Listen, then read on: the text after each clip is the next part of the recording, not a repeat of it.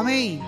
Dando prosseguimento aqui aos nossos estudos sobre Romanos, sobre a carta de Paulo aos Romanos. Amém. E hoje nós já estamos aqui no capítulo 3. Como das outras vezes, por ser assim, um capítulo, na verdade, é algo bem cansativo, é extenso demais para fazer em um único estudo. Então nós vamos, da mesma forma, dividir em duas partes, beleza? Então vamos lá. Romanos 3, lembrando aí que todo o estudo de Romanos, ele vem tratando, o assunto principal é a justificação pela fé em Cristo Jesus. Amém. Só recapitulando, lembra que no versículo 2, né, até vou abrir aqui, no capítulo 2 de Romanos, bem no finalzinho ali, né, vou abrir aqui, nós lemos o seguinte, versículo 27 em diante do capítulo 2, só para dar uma recapitulada assim do finalzinho, para a gente enganchar no primeiro versículo do capítulo 3, que a gente já faz uma ligação legal, né? Então, porque a circuncisão é, na verdade, proveitosa se tu guardares a lei, mas se tu és transgressor da lei, a tua circuncisão se torna incircuncisão. Se, pois, a incircuncisão guardar os preceitos da lei, porventura a incircuncisão não será reputada como circuncisão, e a incircuncisão, que por natureza o é, se cumpre a lei, não te julgará porventura a ti, ó judeus, que pela letra e circuncisão és transgressor da lei. Versículo 28. Porque não é judeu o que o é exteriormente, nem é circuncisão a que o é exteriormente na carne, mas é judeu o que o é no interior, e circuncisão a que é do coração, no espírito, não na letra, cujo louvor não provém dos homens, mas de Deus. Amém?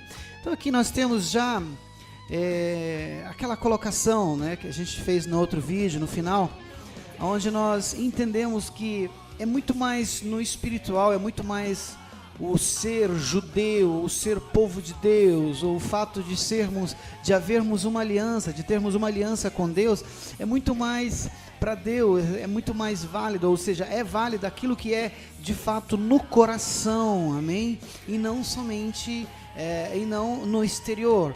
Então aquele sacrifíciozinho que é essa circuncisão, que era aquele cortezinho ali no prepúcio, né? Aquele pactozinho, derramava um sanguinho ali e tal, então se fazia um pacto. Então para Deus é importante a circuncisão do coração, ou seja, no coração eu sou judeu, ou seja, no coração eu sou o povo de Deus, no coração eu tenho um pacto com Deus, no coração, entendeu? Eu guardo as leis de Deus no meu coração. Então é muito mais válido aquilo que é feita pela fé, a obediência pela fé no coração, no espírito, do que aquilo que era feito no exterior, né? Ser judeu nascido em Israel, ou então ser circuncidado ao 8º dia, todas aquelas regras, não, visto que a lei não conseguia justificar ninguém, então para Deus muito mais aquilo que é feito no espírito do que aquilo que era feito na carne mesmo, entendeu? No exterior, como a Bíblia coloca aqui, exteriormente na carne. Então, só para resumir, o versículo 29, né, mais uma vez, diz assim: mas é judeu o que é no interior, judeu, povo de Deus, né? É circuncisão a que é do coração, no espírito, não na letra, no louvor, cujo louvor não provém dos homens, mas provém de Deus. Lá, o louvor provinha dos homens pelo fato de que era muito orgulho, era um status muito grande ser judeu, considerado o povo de Deus, o povo escolhido, nação santa de Deus.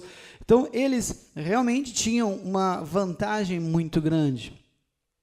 Porém, aqui diz que o que Deus procura realmente, o que é importante para Deus é a circuncisão que vem do coração, no espírito, ou seja, é judeu aquele que é no interior, no espírito, e não na letra, cujo louvor não provém dos homens religiosos e fariseus, mas cujo louvor vem de Deus. É Deus quem aprova a nossa vida espiritual, e não a letra, não o exterior, não o homem. Amém? Só para fazer, então, porque nós vamos linkar agora esse último versículo aqui, de Romanos 2, ao primeiro versículo de Romanos 3, né? Que aí ele vem dizendo assim, então, ou seja, qual é logo a vantagem do judeu? Qual é a vantagem do judeu? Qual é logo a vantagem do judeu? Ou qual é a utilidade da circuncisão? Visto que o versículo anterior dizia que o que é importante é que é do coração, não na letra, mas no espírito, cujo louvor não provém dos homens, mas de Deus. Se é assim, então, qual é a pergunta aqui, já logo no início, no capítulo 3? Então já vem, peraí, mas se é assim, se o gentio pode ser considerado judeu, se o gentio pode ser considerado no pacto da aliança, basta que seja no coração, no espírito, e não na letra. Peraí, então qual é a vantagem de ser judeu? Peraí.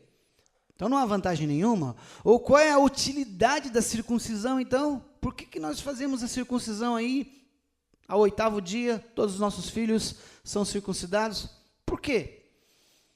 Aí versículo 2 de Paulo responde, versículo 2 de Romanos 3 responde, muita. Então, qual é a vantagem? Muita. Em toda maneira. Porque, primeiramente, as palavras de Deus lhe foram confiadas. Vamos lá então, falando de vantagens. Primeira resposta de Paulo aqui, ele diz que uma das vantagens de ser judeu, do povo judeu, da nação escolhida por Deus, que são os judeus, em primeiro lugar, era porque Deus tinha confiado a ele os oráculos, a lei, o Velho Testamento. Aí então, nesse momento, eu quero gastar agora uns 5 minutos fazendo para você um resumo. Porque assim, ó, eu sei que entre os nossos ouvintes, aqueles que nos assistem aí no canal do YouTube, existem estudiosos que são conhecedores da palavra de Deus, mas também existem pessoas que estão começando o nosso curso agora, que se converteram a semana passada. Então é importante que eu venha, inclusive, eu quero dizer para vocês que esse curso não é um curso onde eu vou aprofundar e trazer e desvendar mistérios para aqueles que são já super conhecedores do Evangelho, não. Meu objetivo aqui é fazer uma recapitulação um pouco minuciosa, nem tanto, e trazer um esclarecimento legal a respeito do Evangelho pregado por Cristo Jesus, que iniciou em Cristo Jesus, o Evangelho da salvação, amém? Da justificação. Falar aqui a respeito da justificação de uma forma que venha trazer clareza e venha ser produzido fé para a salvação, fé para arrependimento, amém? Que o Espírito Santo venha gerar vida em você e que você possa se converter, nascer de novo, iniciar uma vida com Cristo, ser batizado nas águas. E esse é o meu objetivo principal, e não tanto trabalhar com aqueles que já são professores, que já trabalham, que já conhecem bem mais a fundo, que já têm mais experiência com o Evangelho. Amém? Então tá, eu quero fazer assim um resumo. Vamos ali. Quando Deus colocou o casal, Adão e Eva, e a raça humana cresceu, se multiplicou, e o pecado também cresceu e se multiplicou de forma grandiosa, exagerada. Tanto é que os filhos de Deus, os filhos dos homens, estavam já tendo relações com anjos caídos. A coisa tinha tomado uma proporção muito grande, ao ponto que Deus interveio e veio o dilúvio. E aí inicia-se novamente a história do homem a partir da família de Noé. E ali veio 3 filhos, 2 deles veio a semente maligna mesmo, onde eles se corromperam, e um deles buscou a Deus. E a partir daquele que buscou a Deus, foi chegando até Abraão. Em Abraão, Deus chama e faz um pacto com Abraão, amém? Que ele seria pai de muitas nações, que ele se multiplicaria. Fez um pacto ali, começou a circuncisão, ali começou o povo de Deus. E aquele povo foi crescendo, crescendo. Depois de Abraão veio Isaac, veio Jacó. Jacó teve 12 filhos. Logo depois, os filhos de Abraão foram levados cativos e depois de muitos anos saíram dali milhões e milhões de pessoas, entre homens, mulheres e crianças. Uma grande nação foram para o deserto e passaram 40 anos no deserto. Aquela geração que saiu de Egito, praticamente morreram todas as pessoas. E os filhos que cresceram entraram através do comando de Josué e conquistaram a terra prometida. Conquistaram a terra que tinha sido já antes prometida aos filhos, a herança ali, aos filhos de Abraão, Isaac, Jacó. E quando eles entraram e conquistaram a terra prometida, ali estava se formando um povo, o povo de Deus. E passaram-se muitos anos, e dali veio Jesus Cristo. E naquela época ali, o povo já estava cego, completamente cego e religioso. A vida espiritual deles tinha se resumido em apenas rituais religiosos e tentativas frustrantes de cumprir a lei. Então era tudo muito na força da obra mesmo, sabe? Pelas obras, pela carne, pelo esforço, pela tentativa, era difícil. A Bíblia diz que nenhum sequer foi justificado pelas obras da lei, mas todos estavam ali crendo que estavam fazendo a melhor coisa, a coisa certa, mas era tudo religiosidade sem Deus no coração. Deus, há muito tempo, estava longe daqueles sacrifícios, daqueles rituais, de tudo aquilo que eles faziam para tentar se justificar diante de Deus. Mas eles eram um povo escolhido por Deus. Amém? Era a nação santa, faziam a circuncisão, que eu expliquei na outra lição, no outro estudo, como um pacto da aliança, era um povo de Deus. Amém? Então, a eles foi concedido o quê? Foi concedido muitas vantagens. O fato de serem o povo que Deus escolheu, a nação que Deus formou ali, através de Abraão, Isaac, Jacó, as 12 tribos de Israel, se formou o povo de Deus ali. Então os judeus têm essa grande vantagem, a vantagem de terem recebido as tábuas dos 10 mandamentos, as tábuas da lei, de terem recebido todas as outras ordenanças, os primeiros 5 livros da Bíblia, Gênesis, Êxodo, Levíticos, Números e Deuteronômios, os Pentateucos. Esses 5 primeiros livros, eles sintetizam a lei. Amém? A lei. Então, foi dada a eles a lei, foi dada a eles a oportunidade, foi dada a eles, dali de Israel, da descendência de Davi, nasceu o Messias, Jesus Cristo de Nazaré, nasceu ali na Palestina, em Israel. Então, Jesus Cristo não nasceu na Inglaterra, não nasceu em Paris, não nasceu ali na Espanha, e não nasceu na Itália, em Roma, mas nasceu onde? Nasceu na Palestina, em Israel. Então, assim, vamos falar aqui do versículo 1, novamente, voltando aqui. Então, qual é, logo, a vantagem do judeu? Ou qual a utilidade da circuncisão? Quanto à vantagem do judeu, podemos dizer que muitas, assim como Paulo disse, eu acabei de resumir, muitas, de todas as maneiras. Porque, primeiramente porque tem mais vantagens. Primeiramente, as palavras de Deus lhe foram confiadas. Continua no versículo 3. Pois que, se alguns foram incrédulos, a sua incredulidade aniquilará a fidelidade de Deus? De maneira nenhuma. E, na verdade, sim, alguns foram incrédulos, alguns não creram. E quanto a crer no sacrifício de Jesus, ou quanto a crer na vinda do Messias, na vinda de Jesus, eles não creram. Até hoje o povo está esperando o Messias, que viria para libertar o povo de Israel do cativeiro. Porém, Jesus Cristo veio e eles não receberam, não entenderam. Se alguns foram incrédulos, a sua incredulidade aniquilará a fidelidade de Deus de forma alguma. Deus continua sendo fiel, mesmo que o homem seja infiel ou incrédulo. A fidelidade de Deus é eterna. Deus é fiel e continuará sendo fiel para sempre. Amém? Tanto é que, mesmo diante da infidelidade do homem e da incredulidade do homem, Deus mandou Jesus Cristo para a salvação e remissão de todo aquele que nele crê, para a justificação pela fé em Cristo Jesus. Amém? Versículo 4, eu tomei aqui a liberdade de usar a expressão, a nova tradução da linguagem de hoje, é uma versão na linguagem de hoje da Bíblia.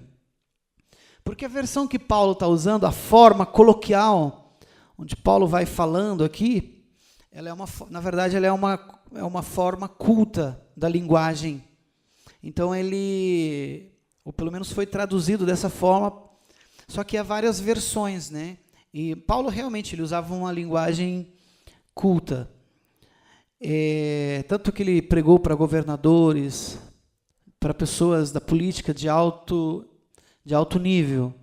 Ele foi chamado para também levar o evangelho para essas pessoas de muita cultura. Então, para que seja bem entendido, para que algumas frases não fiquem estranhas, nós usamos aqui a versão na linguagem de hoje. Né?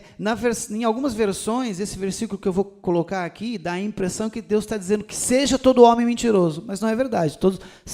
Com sinceridade do nosso coração, nós sabemos que Deus diz que o pai da mentira é o diabo, e que todo aquele que é mentiroso é filho do diabo. E que Deus condena a mentira, e Deus nos incentiva a sermos pessoas verdadeiras, que falamos somente a verdade, que fujamos da mentira. Amém? Então, essas são ordenanças de Deus. De maneira alguma, Deus, ou Paulo diria assim, que todo homem seja mentiroso. Simplesmente são versões, mas aqui na linguagem de hoje diz assim, que Deus continue a ser verdadeiro, mesmo que todas as pessoas sejam mentirosas, que Deus continue sendo verdadeiro. Ou seja, mesmo que os homens sejam mentirosos, continuem mentindo, mas que Deus seja sempre verdadeiro. Como está escrito, para que sejas justificado em tuas palavras e venças quando fores julgados. Aqui ele tomou como exemplo uma passagem lá de Salmos, né? Deixa eu achar aqui. Salmos 51, versículo 4. Ali onde o salmista Davi tinha pecado e ele estava ali fazendo uma confissão de pecado a Deus. Uma passagem que mostra que a confissão do pecado do homem glorifica a Deus e realça a sua santidade e justiça. Amém? Então, é ali uma referência a Salmo 51, 4. Voltando aqui, então. Versículo 5. E se a nossa injustiça... E antes de continuar, eu quero dizer para vocês que havia um povo ali em Israel. E antes de mais nada, eu quero dizer que apóstolo Paulo era judeu também. Então, ele era um judeu.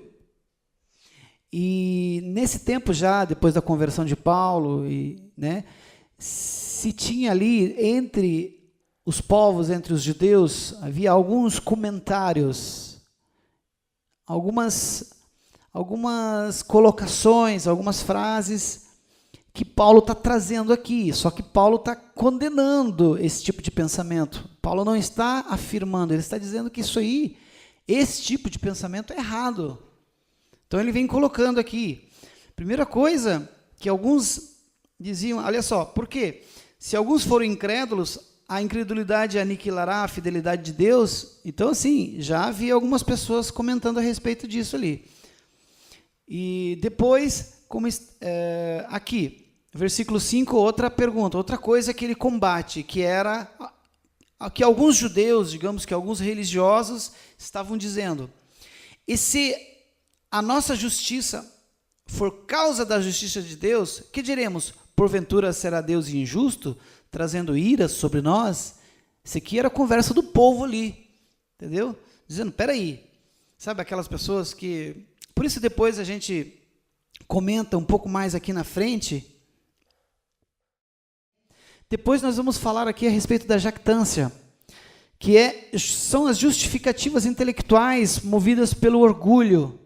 Isso é jactância. Então, esse tipo de pensamento são formas, né, de pensar, formas de raciocínio, de raciocinar, baseada no orgulho próprio. É isso aqui, ó, maneiras de raciocínio através do orgulho próprio, sem levar em consideração a justiça de Deus, sem levar em consideração os pensamentos de Deus. Estavam pensando como homens injustos, baseado no seu orgulho próprio. E dessa forma se criaram ali, naquele período, alguns tipos de pensamentos. Então, e Paulo vem combatendo aqui. E esses pensamentos em relação à justiça de Deus. Espera aí, mas então se o nosso pecado faz realçar a justiça de Deus, então, peraí, então é justo que Deus nos condene e tal. Então tem todo ali alguns tipos de justificações da parte deles, né, de comentários, de raciocínios, que na verdade não são aprovados nem por Paulo nem por Deus. Então aqui versículo 5, e se a nossa injustiça for causa da justiça de Deus, realçar a justiça de Deus, peraí, então, que diremos? Porventura será Deus injusto, trazendo ira sobre nós? E aí Paulo ele diz assim, eu falo aqui como as pessoas costumam falar, falam como homem, estou explicando aqui aquilo que está acontecendo por aí, o que as pessoas estão dizendo. Versículo 6 ele responde, de maneira nenhuma. De outro modo, como julgará Deus o mundo? Peraí. Como Deus vai julgar o mundo, julgar os gentios, que somos nós, se Deus não for justo e julgar também o seu povo? Deus não podia deixar o seu povo impune e trazer justiça só sobre nós. Então Deus agiu ali sem acepção de pessoas. Amém? Tanto um quanto o outro. Assim como Deus trouxe juízo sobre o povo judeu, trouxe juízo também sobre todos, sobre nós os gentios. Estamos todos debaixo do juízo de Deus. É isso que Paulo está tentando falar aqui. De maneira nenhuma. Olha só, de outro modo, como julgará Deus os gentios ou o mundo? Todos. Se Deus não for justo, se Deus não julgar também os judeus. É isso aí. Versículo 7. Mas digamos que a minha mentira, e aí continua a mesma história, sabe? Aquele mesmo racionamento, a mesma forma de pensar hipócrita e em base do orgulho. Mas digamos que a minha mentira, e aqui também eu estou usando a versão aqui na linguagem de hoje, está dizendo assim, mas digamos que a minha mentira faz com que a verdade de Deus fique mais clara. Olha só, então... Digamos que a minha mentira faz com que a verdade de Deus fique mais clara, aumentando assim a glória dele. Nesse caso, por que é que eu devo ainda ser condenado como pecado, como pecador? Peraí, então, minha mentira realça mais a sua verdade. Então, por que eu tenho que ser condenado como pecador? E aí, versículo... Isso aqui é coisa de religioso, isso aqui é pensamento... jactância, entendeu? Raciocínio religioso, raciocínio lógico humano, baseado no orgulho próprio. Versículo 8. Então, por que não dizer, façamos o mal? Olha só aonde chegou o ponto, o raciocínio deles. Aqui nós terminamos essa situação, esse parágrafo, esse momento aqui, nós terminamos com esse, na verdade, esse acúmulo aqui, olha só. Então, por que não dizer, façamos o mal, para que desse mal venha o bem? Espera aí, vamos fazer o mal para que venha surgir o bem desse mal. Na verdade, alguns têm me caluniado. Olha só, aqui ele responde o que eu disse antes. Algumas pessoas estão caluniando Paulo, dizendo que eu afirmo isso, porém, eles serão condenados como merecem. Na outra versão diz a condenação deles é merecida. São pessoas realmente dignas de condenação, de juízo de Deus, porque estão caluniando, trazendo mentiras, heresias, dizendo que se eles forem mentirosos, é bom que eles sejam mentirosos, porque a mentira deles vai realçar a verdade de Deus. Façamos o mal para que desse mal venha o bem. Então é uma forma de raciocínio maligno e orgulhoso, que é coisa de, na verdade, de religioso, de pessoas que são da letra e não do Espírito, que não têm o Espírito Santo, que não conheceu de fato a verdade. Amém? Só para esclarecer, porque talvez se você for ler esse texto aqui sozinho, provavelmente, e você está começando agora, está estudando agora a palavra de Deus, pode ser que você venha se perder um pouquinho aqui na interpretação. É só isso. Paulo condenando algumas frases, algumas coisas que estavam se formando, umas ideologias ali que estavam se formando, para dizer que tudo bem que o homem pecasse, que o homem fosse mentiroso, porque isso ia realçar a verdade de Deus, que fazer o mal ia redundar em bem, então tudo bem que o homem pecasse, Deus era injusto se condenasse eles por isso. E na verdade não, Deus trouxe juízo sobre todos, trouxe juízo sobre tanto judeu, quanto grego, quanto gentios, todos estamos debaixo do pecado, todos pecamos e precisamos da graça de Deus. Aqui, Paulo combate esse tipo de pensamento e logo depois Paulo vem trazendo umas citações maravilhosas a respeito da justificação que Jesus Cristo trouxe, que Deus ofereceu ao homem, que é a justificação pela fé no Filho de Deus. Amém? Ao mesmo tempo em que Paulo vem e combate esse tipo de pensamento injusto, incrédulo, que os judeus estavam tendo ali, amém? Porque eles se achavam os melhores, se achavam os dignos de serem o povo escolhido por Deus, os melhores, e por isso vinha esse tipo de raciocínio orgulhoso. Versículo 9. Pois que somos mais excelentes, continua Paulo falando como um judeu. Peraí, nós, os judeus, somos mais excelentes? Somos melhores? Qual é a vantagem?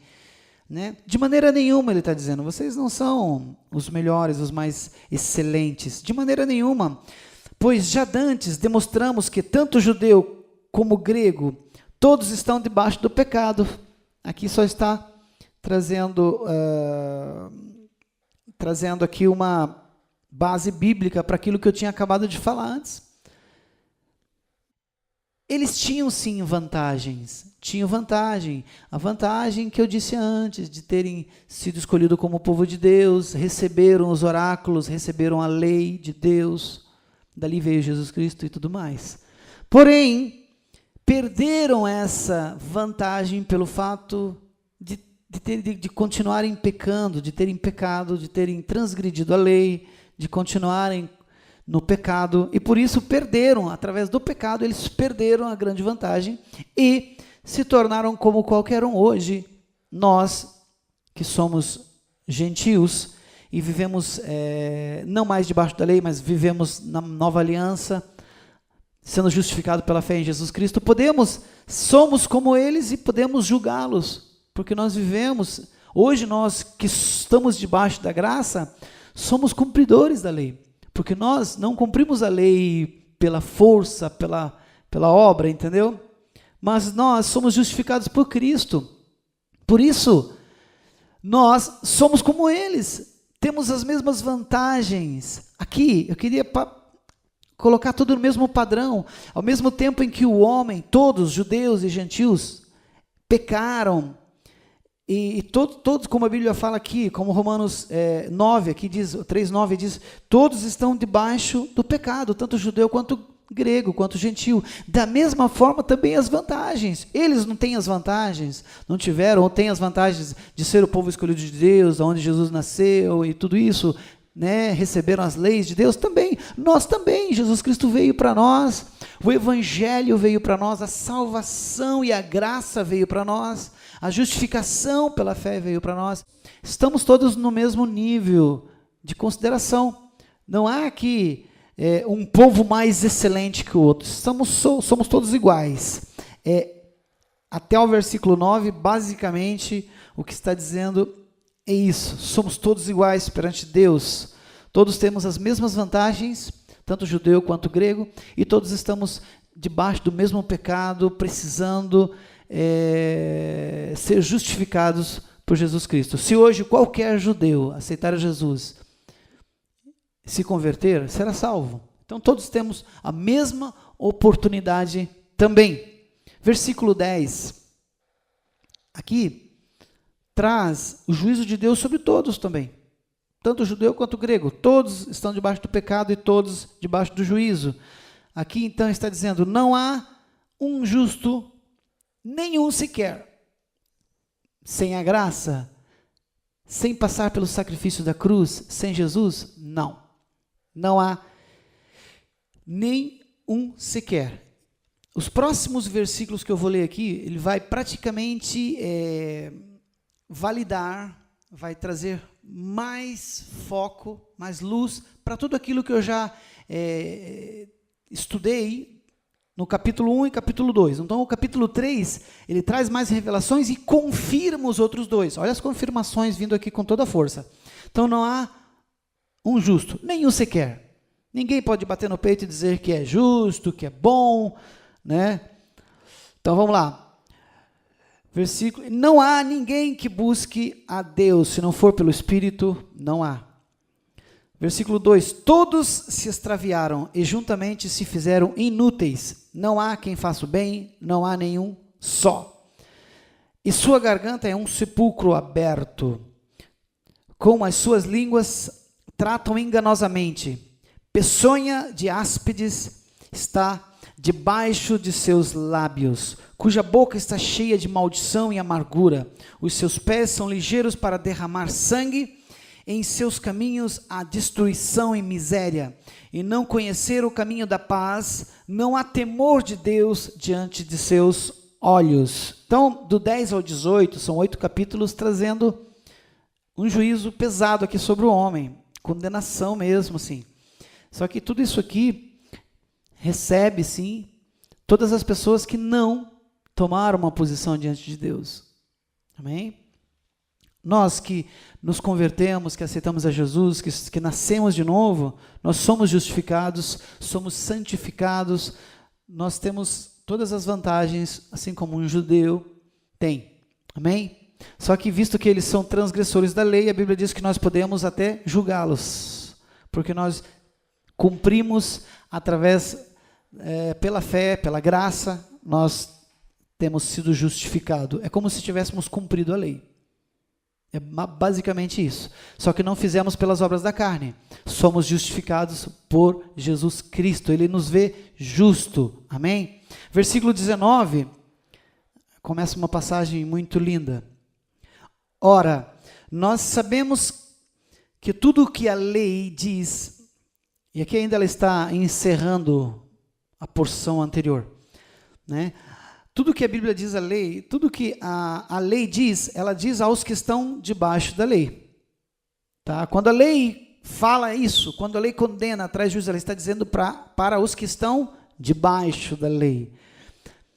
Para que toda boca esteja fechada e todo mundo seja condenável diante de Deus. Esse versículo 19 aqui está dizendo o seguinte: tanto vocês, judeus, que se gloriam na lei, mas vocês são transgressores da lei, então vocês estão condenados, todos condenados e precisam de arrependimento, precisam se arrepender e receber a graça de Jesus Cristo para a salvação. Vocês, judeus, mas vocês também, gentios, estão todos condenados, porque vocês precisam receber, vocês estavam fora da aliança, fora do pacto, fora do povo de Deus, eram povos pagãos e precisam conhecer a graça de Deus. Então aqui, esse julgamento do capítulo 3, versículo 19, essa condenação aqui, ela vem sobre todos os povos que estão fora da graça de Jesus. Então, isso aqui, essa condenação é para os que estão debaixo da lei, mas também para aqueles outros que não estão debaixo da lei e não conheceram a Jesus, e não aceitaram a Jesus, não nasceram de novo. Então a parte B do versículo 19 diz, para que toda boca esteja fechada, calem-se diante de Deus e reconheçam o vosso pecado diante de Deus. Todo mundo seja condenável diante de Deus, todo mundo é digno da condenação diante de Deus, todo mundo. Tanto aqueles que eram judeus, que tinham vantagens e tal, que receberam a lei, mas que são transgressores da lei, que não receberam a Jesus, todos esses, tanto quanto os povos pagãos também, que não conheceram a Jesus, que não receberam o Evangelho, que, embora tendo conhecimento de Deus através da criação, não deram ouvidos a Deus, não deram glórias a Deus, não o reconheceram como Deus, antes se entregaram em suas paixões. Para todos vocês há a condenação de Deus, porém, graças a Deus, meu irmão, não para por aqui. Graças a Deus que Jesus Cristo veio e trouxe salvação à humanidade, amém? Deixa eu te falar, quando nós falamos de salvação, nós precisamos também focar o papo da condenação, essa situação da condenação também. Não podemos simplesmente ignorar. Eu quero trazer uma meditação para você aqui, algo que eu ouvi de outro pregador, achei muito interessante, que ele disse o seguinte: o Evangelho, na verdade, ele é remédio para a cura do homem. Qual que é a doença do homem? A doença do homem é o pecado. O pecado mata. A Bíblia diz que o salário do pecado é a morte. Aquele que inclina para as coisas da carne estão caminhando para a morte, porque o pecado ele é uma bactéria que traz morte. Então, e o Evangelho ele é o remédio para esse pecado. Então imagine um doente, uma pessoa enferma, uma pessoa que está a caminho da morte, ela precisa ser curada, ela precisa receber o remédio que traz cura, que resolve o seu problema. Porém, ela precisa primeiramente entender o seu diagnóstico. O médico tem que chegar para ela e dizer: olha, querido, você tem esse câncer, você tem leucemia, você tem câncer no sangue, você precisa fazer aqui, receber o remédio, fazer quimioterapia. Então a pessoa precisa reconhecer: não, é verdade, eu tenho. Uma das grandes, isso quando se trata pelo menos de doença na alma, algo que precisa acontecer antes de um tratamento é a pessoa reconhecer que tem o problema. Enquanto você não reconhece que tem o problema e que precisa de ajuda médica, precisa de remédio, você não pode ser curado. Então esse sim é o mal de alguns doentes. Alguns doentes são pessoas cancerígenas, pessoas que têm uma enfermidade seríssima, porém não admite, não aceita, então não pode ser curado. O Evangelho, ele é o remédio para o pecado do homem. Mas Deus primeiramente vem, através de Paulo aqui, através das Escrituras, e mostra o pecado, mostra a doença do homem. Olha, vocês estão enfermos, está aqui, essa é a enfermidade. Se você reconhece e confessa: eu preciso da tua graça, eu preciso do teu remédio, eu quero ser curado, eu reconheço que estou enfermo, eu reconheço que sou pecador, então aí sim a pessoa pode receber. O primeiro passo é isso. O primeiro passo é a pessoa reconhecer que precisa de Deus, reconhecer que precisa do Evangelho, reconhecer que precisa do remédio, precisa da graça de Jesus Cristo, reconhecer que é pecador. Amém? Por isso que aqui já, do 1 ao 3, do capítulo 1 ao capítulo 3 de Romanos, ele está trazendo e enfatizando para que você venha a cair na realidade. Espera aí, não adianta ser bom, não adianta ser legalzinho com as pessoas, não adianta ser religioso, não adianta ser judeu, Não adianta a circuncisão, não adianta tentar cumprir a lei. Não adianta, eu sou pecador e preciso da graça de Jesus. Reconheço que eu preciso do sacrifício de Jesus para a minha vida. Tudo isso que eu disse, está aqui, ó. Versículo 19, eu vou ler de novo. Ora, nós sabemos que tudo o que a lei diz, aos que estão debaixo da lei o diz. Ela diz para aquelas pessoas que estão debaixo da lei. Para que toda boca esteja fechada, para que você reconheça, não tem o que falar. E todo mundo seja condenável diante de Deus. Então a condenação é sobre todos, sobre todo mundo, judeu, grego, gentio, todos. Todos precisam do remédio, todos precisam reconhecer o seu pecado. Faça isso hoje. Dobre os seus joelhos. Peça que o Espírito Santo te ajude nessa oração. Ele é o teu intercessor. Ele é aquilo que te auxilia ali com gemidos inexprimíveis diante de Deus e te ajuda. Que o Espírito Santo venha te ajudar a reconhecer o teu pecado, meu irmão. Venha reconhecer que você precisa dele, que você é pecador e você precisa nascer de novo, ser justificado por Cristo Jesus, pela fé no Filho de Deus. Reconheça, receba o Evangelho sobre a tua vida. Amém? E olha que maravilha está escrito aqui, a partir do verso 20, versículo 20 em diante. Por isso, meu irmão, nenhuma carne, nem judeu, nem grego, nem gentio, nem árabe, nem ninguém, nem africano, nem inglês, nem italiano, nem brasileiro, nem espanhol, ninguém. Por isso, nenhuma carne será justificada diante de Deus pelas obras da lei.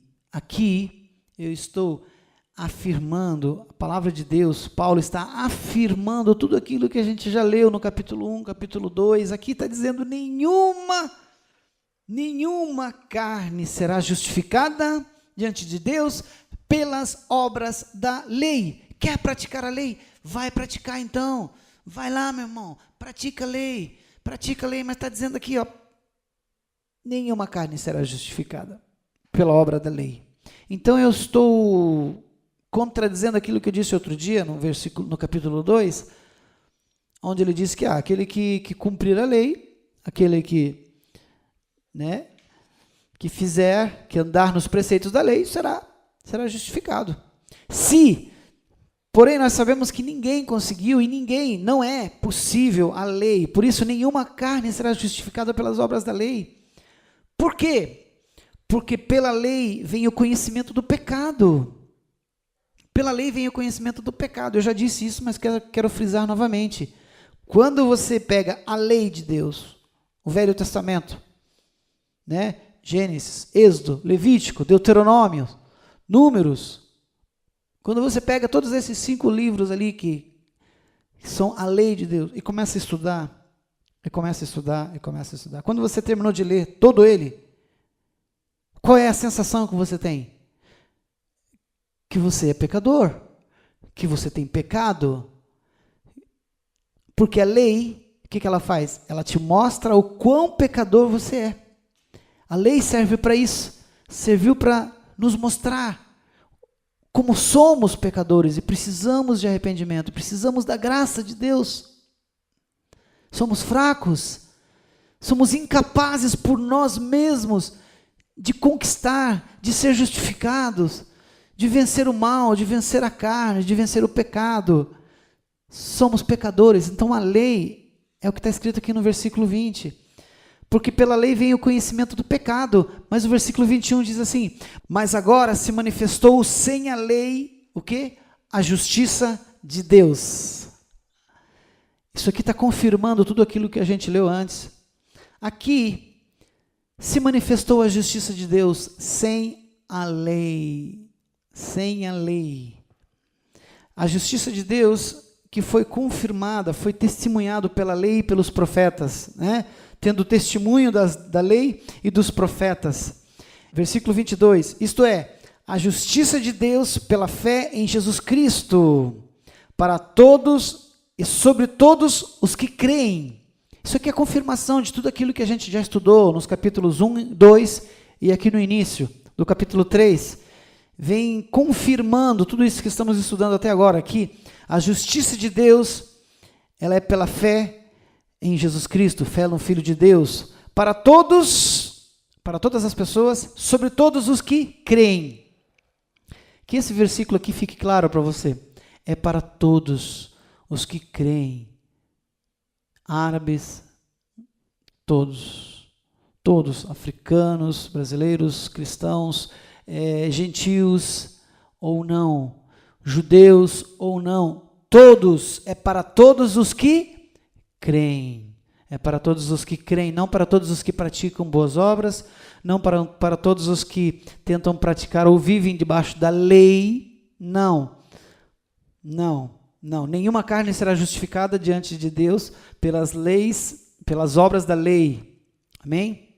A justiça de Deus pela fé em Jesus Cristo para todos e sobre todos os que creem. Versículo 23. Porque não há diferença, e ainda estamos falando de diferenças aqui entre judeus e o resto dos povos. Porque não há diferença, porque todos pecaram e destituídos estão da glória de Deus. Sempre haverá essa confirmação. Entenda, você, como judeu, todos pecaram, todos estão doentes e todos precisam do remédio de Deus, que é o Evangelho, para a salvação daqueles que creem. Amém? Lembra ali? Capítulo 1, versículo 16. Não me envergonho do Evangelho, pois é o poder de Deus, é o remédio de Deus para a salvação de todo aquele que crê. Está escrito aqui, justiça de Deus pela fé em Jesus Cristo, para todos e sobre todos os que creem. É o Evangelho de Cristo, o remédio de Cristo para a tua vida. Amém? É simples, meu irmão. A condenação está aí, foi sobre todos. Não há diferença. Judeu, não judeu, todos estão debaixo da condenação. Precisamos sim nos arrependermos e buscar ao Senhor, aceitar, entender que somos pecadores e precisamos da graça de Jesus. Esse é o Evangelho da salvação. Amém? Versículo 24. Ah, maravilha de Deus, olha que lindo isso aqui. Sendo justificados gratuitamente. Gratuitamente. Sendo justificados gratuitamente pela sua graça. Nós não estudamos ainda bem a fundo o que é graça de Deus. Mas graça de Deus é isso, é Deus dando tudo ao homem que não merece nada, dando a salvação, o seu filho, a redenção, a justificação, para nós que não fizemos nada, porque foi gratuito, Deus veio e deu de presente, não precisamos mais comprar a salvação, isso é graça, sendo justificados gratuitamente pela sua graça, pela redenção que há em Cristo Jesus, redimidos por Cristo Jesus. Versículo 25, ao qual Deus propôs para propiciação pela fé no seu sangue, propiciação, sacrifício ali pela fé no seu sangue, para demonstrar a sua justiça. Lembra que estamos falando de justiça nesse capítulo? Já desde o início ali, o povo confrontando a Deus em relação à justiça, né? Então aqui está dizendo aqui, para demonstrar a sua justiça pela remissão dos pecados dantes cometidos sob a paciência de Deus. Deus está demonstrando aqui, pela propiciação, pela fé no sangue de Cristo, de sangue de Jesus, Ele está demonstrando a sua justiça pela remissão dos pecados cometidos outrora, cometidos no tempo da ignorância, sob o tempo da paciência de Deus. Os homens foram pecando, pecando e pecando, e o pecado foi reinando. E Deus, pela sua paciência, Ele teve paciência, sabe? O tempo de Deus, até que chegou o momento da remissão dos pecados antes cometidos, amém? E o homem foi justificados gratuitamente, redimidos em Cristo Jesus, pela propiciação e pela fé no sangue de Jesus Cristo, amém? Pela remissão dos pecados cometidos outrora, cometidos agora e que serão cometidos sobre a paciência de Deus. Amém? Deus é paciente, Deus nos ama, e Deus, Ele sabia, Ele tinha um momento certo que Jesus Cristo viria e traria o remédio definitivo para a cura, para o pecado do homem. Versículo 26. Para demonstração da sua justiça. Deus aqui demonstrando a sua justiça pela remissão, mostrando aqui, trazendo remissão de pecado ao homem, trazendo redenção e justificação ao homem. Deus está, o quê? Demonstrando. Então, pela demonstração da sua justiça, neste tempo presente, para que Ele seja justo e justificador daquele que tem fé em Jesus. Então, demonstrando aí que Jesus Cristo é justo, Deus é justo, e é justificador daqueles que têm fé em Jesus. Deus é justo, e é justificador daqueles que têm fé em Jesus. Estamos partindo agora para o versículo 27. Espera aí. Então, onde está a jactância? Onde está o pensamento orgulhoso do homem? Onde está a justificação intelectual movida pelo orgulho do homem? Onde está a maneira de raciocínio através do orgulho próprio? Aonde está? Aonde está a jactância? Onde está o meu raciocínio humano aqui que tenta tentar a Deus, provar a Deus em relação à sua justiça? Vamos pecar mais, né? A nossa injustiça realça a justiça de Deus. Espera aí, então por que nós somos condenados? Isso aí, onde está a jactância? Onde está? Aí Paulo responde, a nossa jactância, ela é excluída. Mas é excluída por qual lei? Pelas leis das obras? Não, mas pela lei da fé. Então, a lei da fé simplesmente exclui todo o argumento orgulhoso e intelectual do homem religioso. A lei da fé em Cristo Jesus simplesmente exclui toda a jactância, todo o pensamento orgulhoso do homem, todo o raciocínio humano em relação às coisas de Deus. Ela é excluída pela lei da fé. Versículo 28. Concluímos, pois, que o homem é justificado pela fé sem as obras. Aqui ele está trazendo uma conclusão no versículo 28. O homem é justificado pela fé sem as obras da lei. A gente já vem falando isso desde o capítulo 1, capítulo 2, a gente vem falando. Mas aqui nós temos mais confirmações, mais versículo validando isso que estamos dizendo. Não é palavra dos céus, não é palavra da comunidade Cruz, não é palavra da Gólgota, da Chiesa La Parola della Fede, não é palavra de homens, mas é palavra de Deus. Está escrito aqui no capítulo 3, versículo 28. Concluímos, pois, que o homem é justificado pela fé sem as obras da lei. Versículo 29, nós estamos chegando já ao final. É porventura Deus somente dos judeus? Continua ainda as perguntas das pessoas aqui. É porventura Deus somente dos judeus e não o é também dos gentios? Aí Paulo responde, sim, também dos gentios, certamente. Versículo 30. Visto que Deus é um só, justifica pela fé a circuncisão, povo judeu, e por meio da fé a incircuncisão, os gentios. Deixa eu explicar esse versículo 30 aqui. Versículo 30 está dividindo a justificação de Deus aqui para dois povos.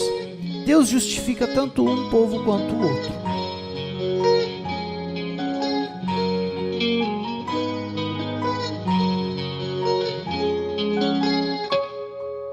Em meio a tantas religiões, eu vejo um mundo vazio e sem luz. Em meio às trevas e confusões, a sua voz é o que me conduz a um lugar de descanso aqui, onde as águas são limpas. Não deixe esse mundo